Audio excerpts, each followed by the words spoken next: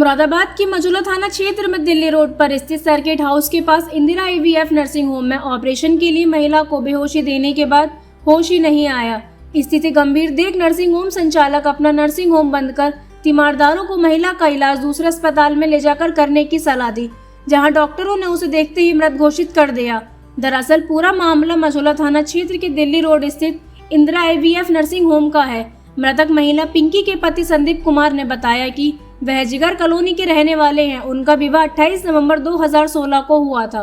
पत्नी पिंकी को कोई संतान नहीं थी। उसे कृत्रिमिक रूप से गर्भधारण के लिए वह नर्सिंग होम लेकर आए थे, लेकिन उसे बुखार आ रहा था। डॉक्टरों ने लीवर में इन्फेक्शन भी बताया था। तभी डॉक्टरों ने नशे का इंजेक्शन देकर ऑपरेशन के जरिए गर्भधारण करने का प्रयास किया, जिसके बाद से उसे होश ही नहीं आया। इस दौरान महिला का पति उसे निजी अस्पताल लेकर पहुंचा, जहां डॉक्टरों ने मृत घोषित कर दिया। वह उसके शव को लेकर नर्सिंग होम आया। तब नर्सिंग होम में ताला देख उसने वहां के संचालक को कई बार फोन किया, तो उन्होंने मेरठ से डॉक्टर आने की बात कही और खुद मौके पर नहीं पहुंची। इस पर परिजनों ने हंगामा करना शुरू कर दिया। घटना की सूचना मिलते ही मजूला थाना प्रभारी टीम के साथ मौके पर पहुंचे। महिला की मौत के बाद परिवार में भी कोहराम मचा हुआ है। मेरी वाइफ का इलाज चल रहा था, पिंकी नाम था मेरी वाइफ का। तो मैं कल यहाँ पे रिपोर्ट करवा के लाया था। मेरी वाइफ को फीवर वगैरह आया था और पेट में इन्फेक्शन था। तो मैंने डॉक्टर साहब को बताया, बोला सर यहाँ इनके पेट में इन्फेक्शन है और ये रिपोर्ट है, और आज इन्होंने ऑपरेशन के लिए बुलाया था। एक छोटा सा ऑपरेशन था। तो मैंने इन्हें बताया था इन्फेक्शन है पेट में।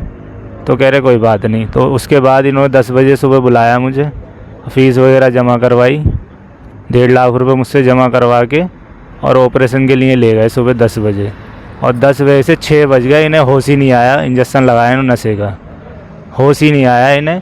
और बोतलें चढ़ा दी इन पर 3-4 शाम को छुट्टी करते हुए टाइम। शाम कितने बजे पता चला कि आपकी वाइफ एक्सपायर हो गई? 6 बजे। सुबह ऑपरेशन कर दिया था आपकी वाइफ का? हाँ, इन्होंने सुबह 2-2:30 बजे कर दिया था। उसके बाद वहीं पे ICU में पड़ी थी अंदर, भी ICU में पड़ी थी ये बेहोश।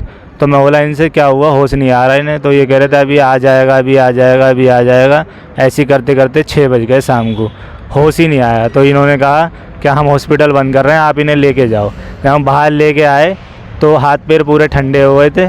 मैं साईं हॉस्पिटल लेके गया तो वहाँ उन्होंने कहा ये तो ख़त्म हो गई हॉस्पिटल में ही। तो ख़त्म हो चुकी थी ये। कौन सा हॉस्पिटल में चल रहा था?